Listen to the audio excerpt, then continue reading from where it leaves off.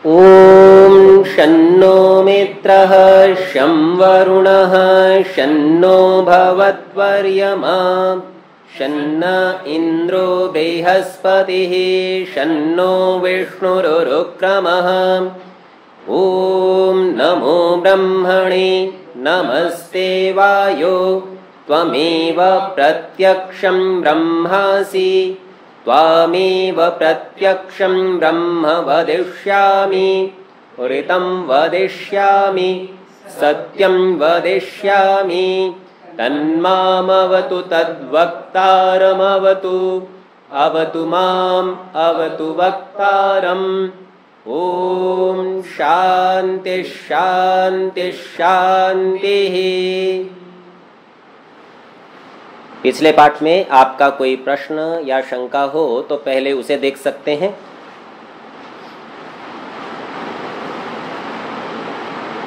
ठीक है, यदि सम्मुख उपस्थित लोगों का कोई प्रश्न नहीं है तो जो लोग इस कक्षा को ऑनलाइन सुन रहे हैं, यदि आपका कोई प्रश्न हो तो कह सकते हैं।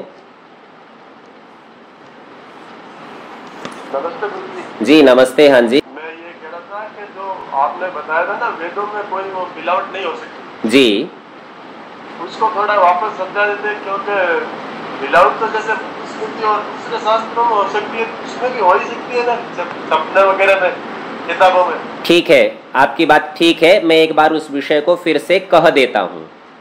हाँ। इस विषय में ऐसा समझना चाहिए कि वेदों के छपने का क्रम तो बहुत बाद में प्रारंभ हुआ। प्रारंभ में वेद स्मरण किए जाते थे और सुनने सुनाने के कारण इसका एक नाम श्रुति भी था। ये छपने भी लगा तो भी इसको याद करने की परंपरा ऐसी की ऐसी चलती रही और आज भी चल रही है। छापे खाने के जो दोष होते हैं वे याद करने की परंपरा में नहीं आते, क्योंकि जैसा सुना जाता है वैसा ही बोला जाता है। यांत्रिक दोष होने की संभावना वहां नहीं रहती। छापे खाने में एक ही यंत्र से वेद छापे जाते हैं, परंतु स्मरण करने वाले उसके स्मरणकर्ता सदा अनेक हुआ करते हैं, अनेक काल में, अनेक देश में, अनेक। परिणाम ये होता है कि जैसे एक छापे खाने की गलतियां दूसरा छापा खाना ठीक कर लेता है, यदि उच्चारण में किसी एक से दोष हो तो दूसरे व्यक्ति के यहाँ वो पाठ भेद मिल जाता है। और यहाँ परंपरा से परीक्षाएं होती रहीं, विद्यार्थी अपना जीवन इसमें लगाते रहे, परिश्रम इसमें होता रहा। इसीलिए यदि छापे खाने में भी कोई बहुत परिश्रम करे तो त्रुटियों से रहित छपाई कर सकता है। पिछले दिनों एक प्रकाशन ने अपने यहाँ की प्रकाशित पुस्तक के संबंध में घोषणा की थी, यदि इस पुस्तक में आप एक भी त्रुटि दिखा देंगे तो हम आपको 50,000 रुपया पुरस्कार देंगे। तो ये समझिए, अनेक वर्षों के प्रयास प्रयत्न से, परिश्रम से, पुरुषार्थ से इस प्रकार की त्रुटियों से छुट्टी पाई जाती है। और प्राचीन समय से जो लोग परंपरा से वेदों को याद कर रहे थे, ये धार्मिक कृत्य मानकर इसमें किसी भी प्रकार की त्रुटि को न रखते हुए करते रहे। इससे अनेक देश के और विदेश के क्षेत्रों में यह वेद श्रुति रूप में, शब्द रूप में स्मरण के द्वारा उपस्थित रहे, तो छापे खाने के दोष तो नहीं आए। और अन्य जो मिलावट आदि की चर्चा थी, उस मिलावट आदि के संबंध में भी विषय ऐसा रहा कि इसके भिन्न भिन्न प्रकार के पाठ तैयार किए गए। ये पाठ इस प्रकार के थे कि जिसमें क्रम को बदल के और विकृति पाठ के रूप में इनका नाम रखा गया। क्रम के बदलने का परिणाम ये हुआ कि शाखाएं विकसित हुईं और उन लोगों ने क्रम को आगे पीछे करके अनेक प्रकार से इन मंत्रों को कंठस्थ किया।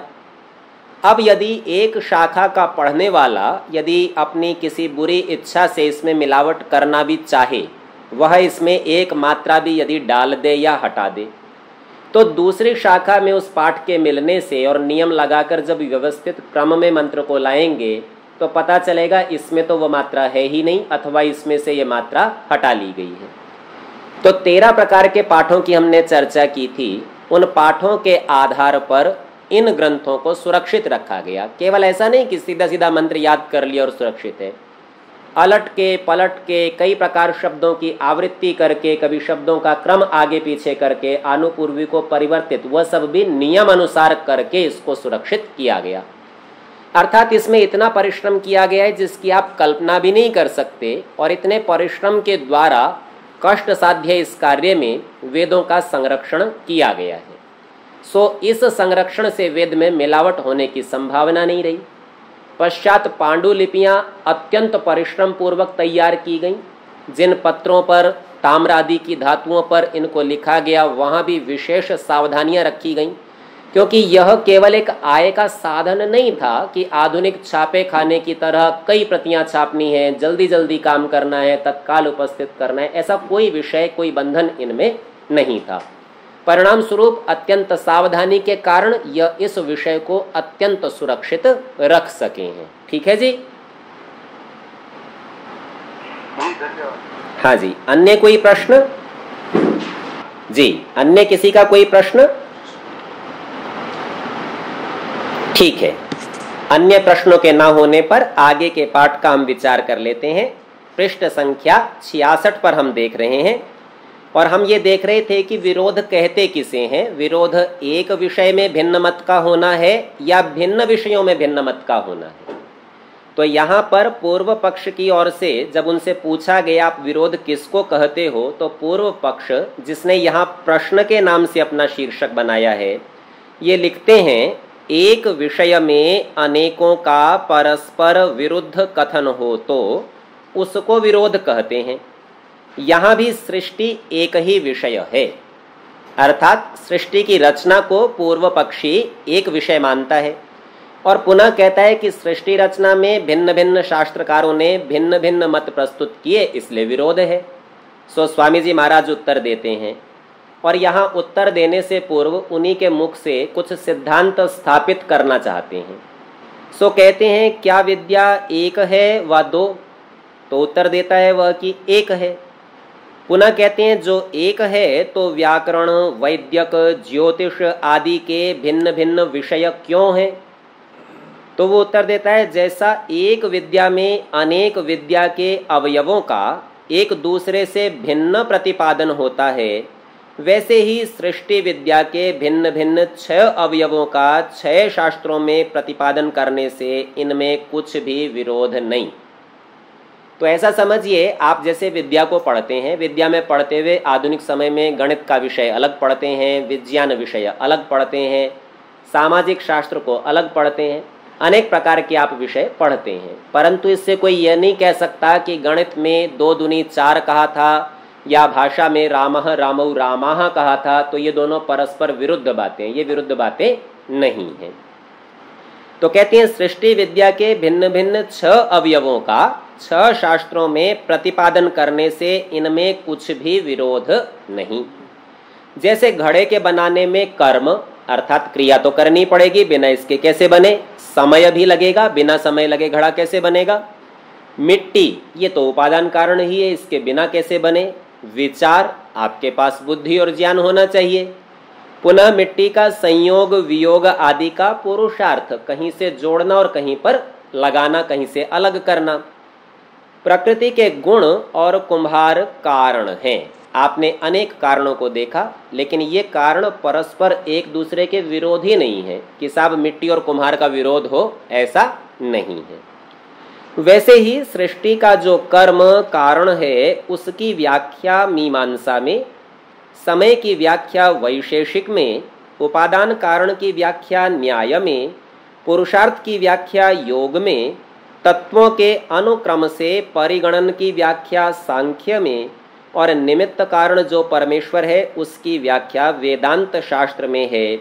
इससे कुछ भी विरोध नहीं। यहाँ जो कुछ कुछ पारिभाषिक शब्द आए हैं उनको भी हम सामान्य दृष्टि से समझ लेते हैं। प्रथम जो इन्होंने कहा था कि कर्म जो कारण है उसकी व्याख्या मीमांसा में, तो मीमांसा दर्शन का प्रधान विषय क्रिया कर्म है। तो ये बता दिया ये सृष्टि बनती है, क्या कर्म है, कैसे होती है। पुनः वैशेषिक में समय की व्याख्या सो चर्चा हम देख चुके हैं। कारणे कालाख्येति, ये वैशेषिक का सूत्र हमने देखा था कि कारण को काल भी कहते हैं, उसकी चर्चा है। उपादान कारण अर्थात जिससे कोई पदार्थ बनता है, जैसे मिट्टी से घड़ा बनता है तो मिट्टी उपादान कारण है। दूध से दही बनता है तो दूध उपादान कारण है। इसी प्रकार से ये उपादान कारण की व्याख्या न्याय में और पुरुषार्थ की व्याख्या योग में, अर्थात पुरुषार्थ करे बिना कोई कार्य नहीं हो सकता, मेहनत करनी ही पड़ेगी, यह चर्चा योग में की गई, योग दर्शन में। तत्वों के अनुक्रम से परिगणन की व्याख्या सांख्य में, सांख्य दर्शन का मतलब है संख्या करना, तो पदार्थों की वहां संख्या की गई है, अनुक्रम बनाया है, किस क्रम के बाद कौन सा क्या कैसे बनता है अनुक्रम से, यह चर्चा सांख्य दर्शन में है। और निमित्त कारण, निमित्त कारण वह होता है जो आप तो बने नहीं और उपादान कारण को कार्य में परिणत कर दे। जैसे कुम्हार स्वयं कुछ नहीं बनता लेकिन मिट्टी को घड़ा बना देता है, तो यहाँ पर भी निमित्त कारण जो परमेश्वर है वह स्वयं कुछ नहीं बनता लेकिन प्रकृति के मूल सत्व रज तम कणों को सृष्टि के रूप में बदल देता है, तो उसकी व्याख्या वेदांत शास्त्र में है। अर्थात एक ही ज्ञान के, एक ही क्रिया के विभिन्न अवयवों का वर्णन विभिन्न शास्त्रों में किया है और शास्त्र की मर्यादा के अनुसार ही वहां चर्चा है। हमने देखा भी था कि जब वैशेषिक दर्शन की चर्चा आई तो वो केवल परमाणुओं तक विचार करता है, सत्वरजतम तक नहीं करता, उसकी मर्यादा है, वो वहां तक जानता है, वहां तक बताता है। उसके पीछे का जानना है तो भिन्न शास्त्र में जाना पड़ता है। तो कहते हैं जैसे वैद्यक शास्त्र में निदान, चिकित्सा, औषधि दान और पथ्य के प्रकरण भिन्न भिन्न कथित हैं, परंतु सबका सिद्धांत रोग की निवृत्ति है। निदान कहते हैं रोग के आदि कारण को खोजना, और इसके पश्चात चिकित्सा, उसका क्या निराकरण होगा, कैसे हटे, निराकरण के साधन को कहा औषधि दान, दवा का देना। और पथ्य, जिसे आप ये समझते हैं क्या खाया जाए, अपथ्य क्या परहेज किया जाए, तो एक ही विषय में अनेक बातें आती हैं पर ये परस्पर विरुद्ध नहीं, परस्पर सहयोगी हैं। तो कहते हैं ये भिन्न भिन्न प्रकरण कथित हैं, परंतु सबका सिद्धांत अर्थात सब मिलके रोग की निवृत्ति, अर्थात रोग की निवृत्ति कैसे हो इस विषय में सहायक होते हैं।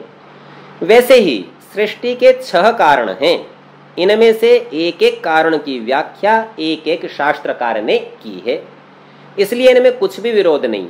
इसकी विशेष व्याख्या सृष्टि प्रकरण में कहेंगे, तो वह अष्टम समुल्लास का विषय होगा और उसको हम वहीं पर ही देखेंगे।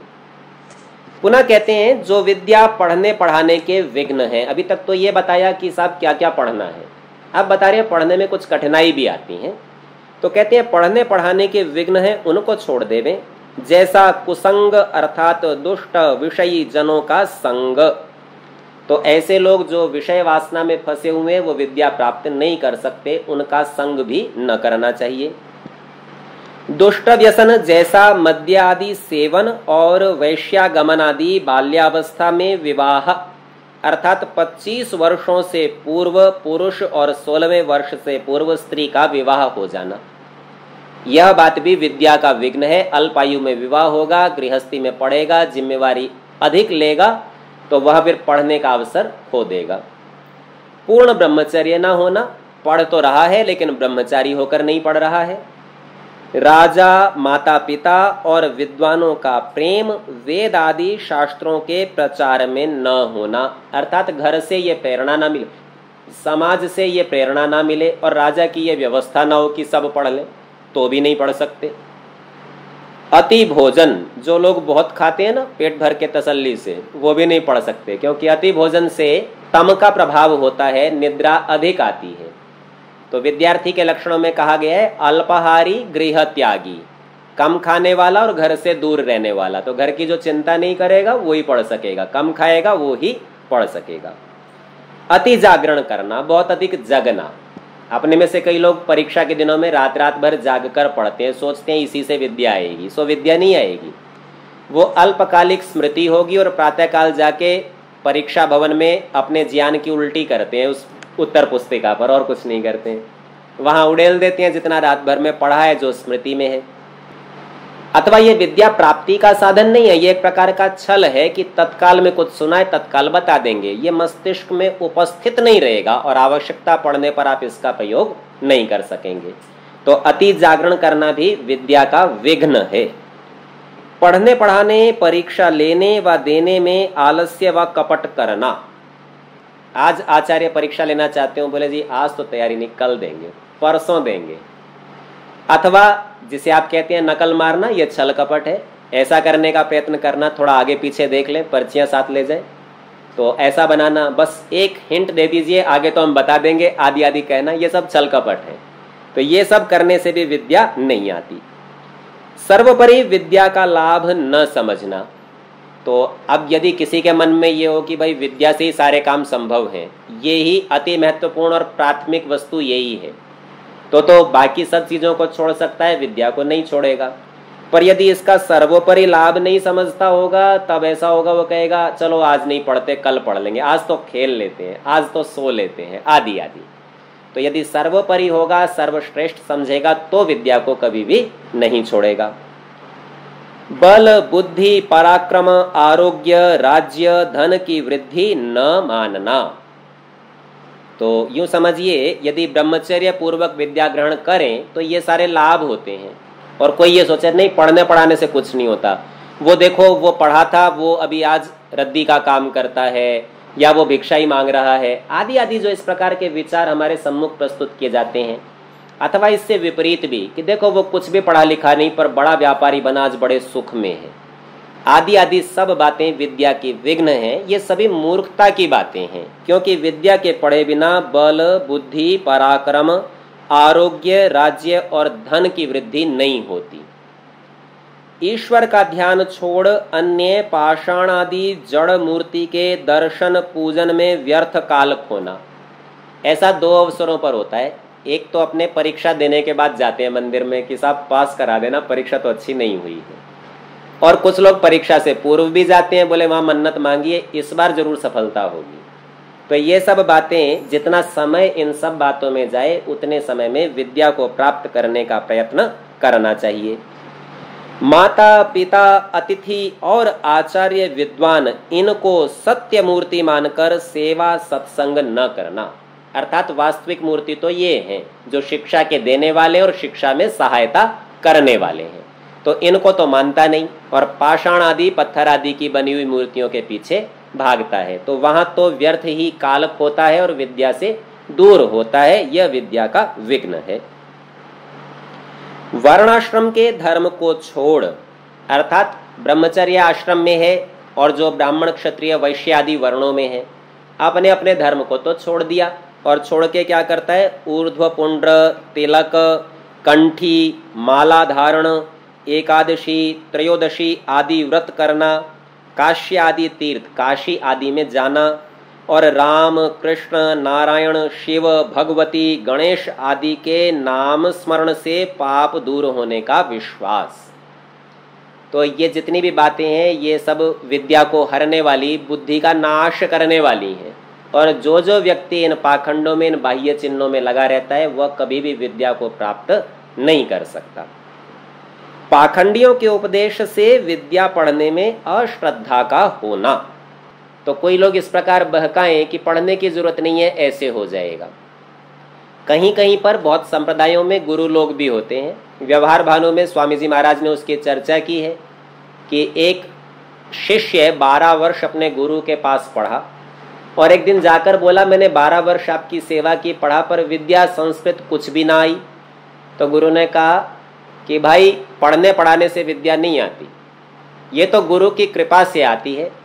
जैसे कुंजी लगा ताला खोल, झट एक क्षण में कक्ष में रखे पदार्थ दिख जाते हैं, वैसे ही गुरु का आशीर्वाद हो तो एक क्षण में सब विद्या आ जाती है। और संस्कृत बनाने की विद्या सिखा दी, बोले भाषा में जितने शब्द हों सब पर एक एक बिंदी धर दे, बन गई संस्कृत। बिंदु धरंतम संस्कृत बनंतम। वहां इसी का एक काल्पनिक श्लोक भी बनाया है। वो शिष्य ने जाकर अपने आसन पर विचार किया, सब पर बिंदु धर के श्लोक बना लाया, बाम पम आंजाम नम मम स्पिंत्यम आदि आदि। आप पढ़ेंगे तो हंसते ही रहेंगे। तो ये इस प्रकार के पाखंडी लोग आपको वास्तविक विद्या से दूर रखते हैं, और ऐसा करने से विद्या पढ़ने में अश्रद्धा हो जाती है।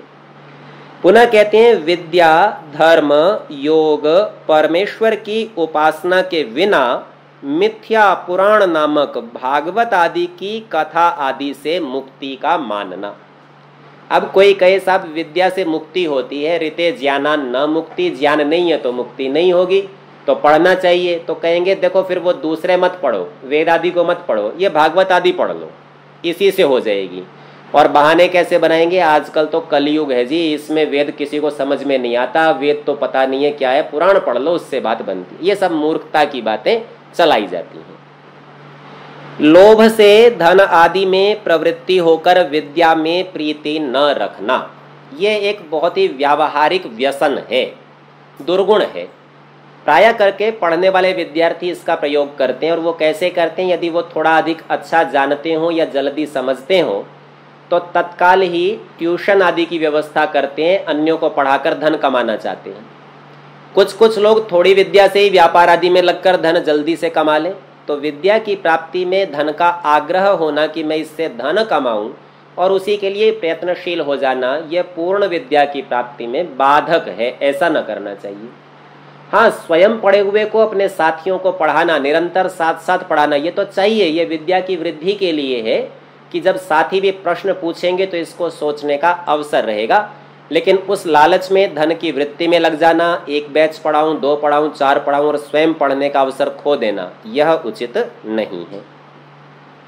इधर उधर व्यर्थ घूमते रहना इत्यादि मिथ्या व्यवहारों में फंस के ब्रह्मचर्य और विद्या के लाभ से रहित होकर रोगी और मूर्ख बने रहते हैं। तो यहाँ पर ऐसा भी समझना चाहिए कि गुरुकुलों में विशेष करके ऐसी व्यवस्था हो और होनी चाहिए, कहीं कहीं होती भी है, कि जब तक विद्या का काल होता है विद्यार्थी के पास बाह्य संसार से संपर्क के साधन नहीं होते, मोबाइल आदि रखने की सुविधा नहीं होती, समाचार पत्र नहीं आता, दूरदर्शन देखने की अनुमति नहीं होती।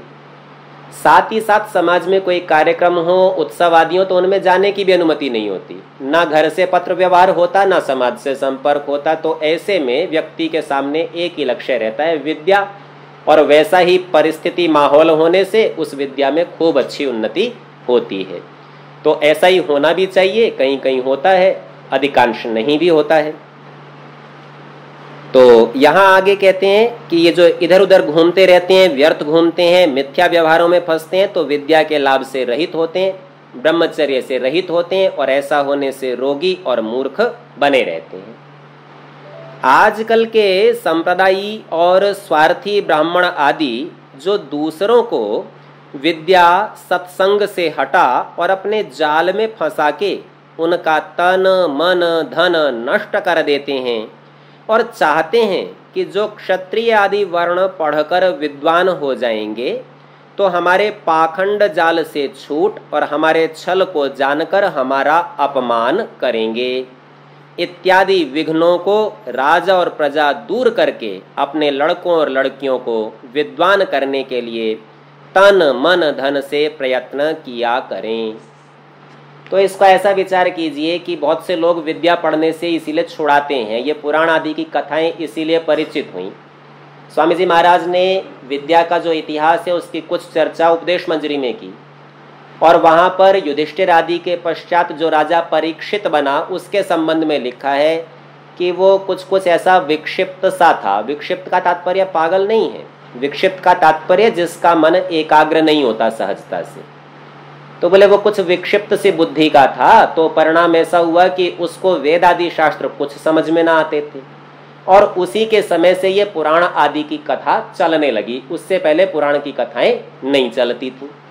तो इससे आप ये समझिए कि ये पुराण विक्षिप्त लोगों के पढ़ने की चीज है, और आधुनिक संप्रदाय के लोग कैसा करते हैं, बोले वेद आदि कुछ नहीं पढ़ने की चीज, पुराण ही पढ़ लो। अर्थात वे पहले ही आपको विक्षिप्त मानकर चलते हैं, और इसीलिए आपके हाथ में यदि आप बहुत कहोगे भी तो विक्षिप्त ही बातों को रखते भी हैं, अन्य बातों को नहीं भी रखते हैं।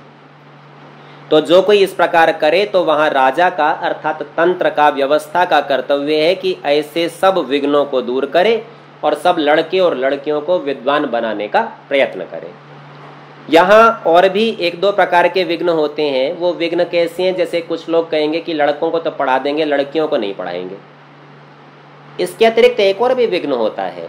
आप लोक में ऐसा अनुभव अनेक बार करेंगे और पाएंगे, प्राय करके चिकित्सा शास्त्र में इस विघ्न को देखा जाता है। कोई अनुभवी सिद्ध वैद्य है और उसके पास में किसी रोग का एक विशेष उपचार औषधि है, वो खोज ली गई या परंपरा से उसे प्राप्त हो गई या कुछ भी इस प्रकार की बात हो, तो ऐसी बातों के लिए वह अपने उस ज्ञान को अपने शिष्यों को, पुत्रों को, परिवारीजन को भी नहीं बताता, और उसके मन में यह भाव रहता है कि यदि ये सीख गए तो ये मेरे से आगे निकल जाएंगे, फिर मेरा नाम यश नहीं होगा, मुझे धन नहीं मिलेगा, आदि आदि। तो इस प्रकार का भी एक विघ्न होता है कि विद्या को दूसरे को नहीं देना, ताकि मेरे अकेले के पास रहे और संसार मुझे ही पूछता रहे, तो मेरा ही नाम बना रहे, मेरी आवश्यकता बनी रहे। ये भी विद्या का विघ्न है। राजा को चाहिए कि ऐसे सब व्यक्तियों को कठोर दंड में रखे और किसी भी प्रकार से लड़के और लड़कियां विद्या प्राप्त करने से वंचित न हों। पुनः आगे पूर्व पक्ष की ओर से प्रश्न उठाया जाता है। वो कहते हैं, क्या स्त्री और शूद्र भी वेद पढ़ें? अब ये वो दो वर्ग चयन किए गए जिसको ब्राह्मण लोगों ने विशेष करके पढ़ने से वंचित रखा।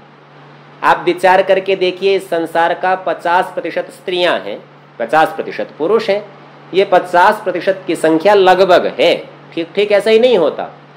अब सोचिए, यदि स्त्रियां नहीं पढ़ेंगी तो आधा संसार तो अनपढ़ हो गया, और इसी तरह से शूद्रों की भी छुट्टी हुई तो पुरुषों में जो शूद्र होंगे 25%, 30% या अधिक भी, वे भी छूट गए। तो 75% संसार को लगभग आप अशिक्षित बना देते हैं और 25% के हाथ में सारा नियंत्रण हो जाता है। तो ये एक प्रकार की धूर्तता है, परंतु ये संसार में चलता है, ऐसा हुआ है। तो इसीलिए प्रश्न उठाया, क्या स्त्री और शूद्र भी वेद पढ़ें?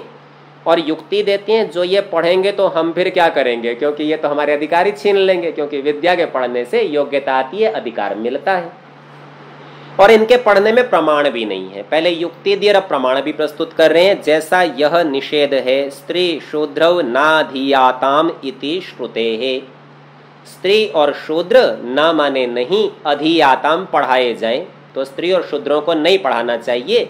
इति श्रुतेः, ऐसी श्रुति है। श्रुति नाम वेद का है, साहब वेद का वाक्य है, देखो ये कह दिया। अब आप लोगों को सबसे पहले जानना चाहिए कि चारों वेदों में ये वाक्य कहीं भी नहीं है। हाँ, इसके विपरीत वाक्य तो है, उसकी चर्चा स्वामी जी महाराज स्वयं करेंगे यहाँ पे।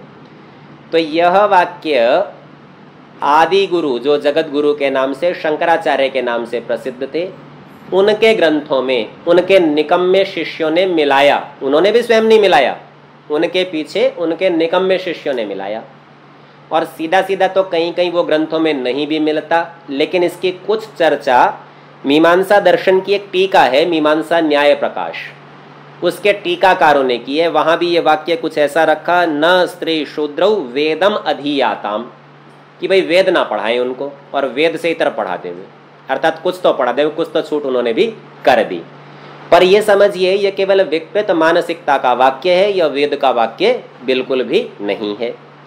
तो इस वाक्य का अर्थ करते हैं, स्त्री और शूद्र न पढ़ें, यह श्रुति है। अब इसका उत्तर स्वामी जी महाराज देते हैं, और यह ऐसी बात है, ये इस प्रकार का आक्षेप है कि वेद के संबंध में जब कोई व्यक्ति आक्षेप करता है तो वह नास्तिक कहलाता है। इसकी चर्चा हम इसी पुस्तक में कर चुके हैं। इसी पुस्तक के पृष्ठ संख्या 51 पर यह विषय हमने मनुस्मृति के श्लोक से देखा था। वहां उन्होंने कहा था, यो अवमन्येत ते मूले हेतु शास्त्राश्रयाद् द्विजः स साधुभिर बहिष्कार्यो नास्तिको वेद निंदकः। वेद की निंदा करने वाला, वेदानुकूल शास्त्रों की निंदा करने वाला नास्तिक है, और साधु अर्थात सज्जन लोगों के द्वारा वह देश और जाति से बाहर किया जाना चाहिए, अर्थात उसे अपने साथ कोई ना बैठावे, उससे किसी प्रकार का व्यवहार ना, और अपने देश में भी ना रहने दें, दूरी भगा दें। बोले ऐसा नास्तिक आदमी दूर रहना चाहिए। वो नास्तिक कौन है? बोले जो वेद की निंदा करता हो या वेद के अनुकूल ग्रंथों की हेतु शास्त्र यानी कुतर्कों के माध्यम से निंदा करता हो। जैसे इन्होंने युक्ति दी ना कि अगर ये पढ़ेंगे तो फिर हम क्या करेंगे, ये कुतर्क है। तो ऐसे कुतर्कों से जो निंदा करता हो शास्त्रों के पढ़ने की, उसको नास्तिक मानना और अपने से दूर रखना चाहिए। तो स्वामी जी महाराज इतने बड़े नास्तिकों को कठोर शब्दों में फटकारते हैं और कहते हैं, सब स्त्री और पुरुष अर्थात मनुष्य मात्र को पढ़ने का अधिकार है। तुम कुआं में पढ़ो, अर्थात तुम्हें मरी जाना योग्य है। और यह श्रुति, ये जो तुमने श्रुति कह के वाक्य बोला, तुम्हारी कपोल कल्पना से हुई है, तुम्हारे अपने मन का ये विकार है, ये किसी ग्रंथ का वाक्य नहीं है, किसी प्रामाणिक ग्रंथ की नहीं, अर्थात वेद और वेदानुकूल भी किसी ग्रंथ में ये वाक्य नहीं है। और सब मनुष्यों के वेदादि शास्त्र पढ़ने सुनने के अधिकार का प्रमाण यजुर्वेद के 26वें अध्याय में दूसरा मंत्र है। यहाँ पर ये जो मंत्र लिखा है यह मंत्र का अंश है, पूरा मंत्र नहीं है, इसके आगे और भी कुछ पंक्ति है, पर इतने से यह सिद्धांत स्थापित हो जाता है, इसीलिए इतना अंश दिया। मंत्र है यथेमां वाचम कल्याणी मां वदानी जनेभ्यः ब्रह्मराजन्याभ्याम शूद्राय चार्याय च स्वाय चारणाय। केवल मंत्र के पदों को देखिए, इस मंत्र का देवता ईश्वर है, अर्थात ईश्वर ने क्या कार्य किया और किस कार्य से हम ईश्वर को प्राप्त कर सकते हैं। तो कह रहे हैं यथा इमाम, जैसे इसको, इसको किसको, वाचम वाणी को, कौन सी वाणी को, कल्याणीम कल्याण वाणी को, कल्याण करने वाली वाणी को, यह है 4 वेदों की वाणी। तो वेद वाणी को कल्याणी वाणी भी कहते हैं। तो बोले जैसे ये कल्याणी वाणी आवदानी, सब और से पूरी की पूरी बोल दी है। ये परमेश्वर कह रहा है मैंने बोल दी है, किसके लिए बोल दी, जनेभ्य, सब मनुष्यों के लिए, बहुवचन का प्रयोग किया है, जन कहते हैं मनुष्यों को, जनेभ्य मनुष्यों के लिए। सो सब मनुष्यों के लिए ये वाणी मैंने बोल दी है। अब कौन कौन से प्रकार हैं मनुष्यों के, वो दूसरी पंक्ति में गिना रहे हैं। पहले का ब्रह्म ब्राह्मण, राजन्य अर्थात क्षत्रिय, तो क्षत्रिय वर्ण जितना भी है, ब्रह्म राजन्याभ्याम, ब्राह्मण और क्षत्रिय दोनों के लिए बोल दी। शूद्राय, शूद्रों के लिए भी बोल दी। अब जिन्होंने ऊपर कहा था शूद्र को नहीं पढ़ाना तो वेद से विरोध हो गया, तो अपने को क्या समझना है, वेद स्वतः प्रमाण, वेद में कोई गलती नहीं है, और अन्य शास्त्र परतः प्रमाण, कहीं शास्त्र में आती ये बात वेद से विरुद्ध होने से छोड़नी पड़ती, और वेदानुकूल ग्रंथों में तो है ही नहीं। तो शूद्रों के लिए भी बोली वाणी। फिर च अर्याय, अर्य कहते हैं वैश्य व्यापारी वर्ग को, तो ब्राह्मण के लिए भी है, क्षत्रिय के लिए भी है, शूद्र के लिए भी है और वैश्य के लिए भी है, चारों वर्णों के लिए तो हो गई। अब कोई कहे कि जो पढ़ने लिखने वाला ही नहीं और वर्णों से बाहर ही हो, तो कहते हैं स्वाय, स्व माने स्वयं के, अपने जो घर में नौकर चाकर आदि हो, भृत्य हो, कर्मचारी हो, झाड़ू पोछा लगाने वाले हो, उनके लिए भी है, उनको भी पढ़ाना है। च अरणाय च, अरण कहते हैं जो रण में नहीं आता, जो पुरुषार्थ नहीं करता, जो मेहनती नहीं है, जो डरपोक है, तो इसको स्वामी जी महाराज कहते हैं अति शूद्र। शूद्र तो वो था जो पढ़ने की हिम्मत करके आया पर पढ़ नहीं सका, बुद्धि उतनी नहीं चली, और अति शूद्र वह जो पढ़ना ही नहीं चाहता, आता ही नहीं गुरुकुल में, उसका नाम अति शूद्र या अंत्यज है। तो बोले ऐसे लोगों के लिए भी वेदवाणी, कि वो खुद ना पढ़े तो उनको सुनाई जाए, आप पढ़ो और उनको उनकी भाषा में व्याख्यान कर करके सुनाइए। तो यहाँ परमेश्वर ने साक्षात कहा वेद सबके लिए मैंने बोल दिया है, ये मेरी वाणी है, ये कल्याणी वाणी है, और इसका किसी से कोई विरोध नहीं। या यूँ समझिए परमेश्वर के बनाए सब पदार्थ सबके लिए हैं, जैसे धूप सबके लिए है, हवा सबके लिए है, पानी सबके लिए है, उसी प्रकार उसका दिया गया ज्ञान भी सबके लिए है। जितना जितना योग्यता का प्रदर्शन करेगा, पुरुषार्थ करेगा, उतना उतना ज्ञान को प्राप्त कर लेगा। तो किसी को रोका नहीं जा सकता, किसी का निषेध नहीं किया जा सकता। आज के पाठ का हमारा समय समाप्त होता है। इस मंत्र का अर्थ स्वामी जी महाराज ने कैसे किया है सो अगली कक्षा में देखेंगे। ओ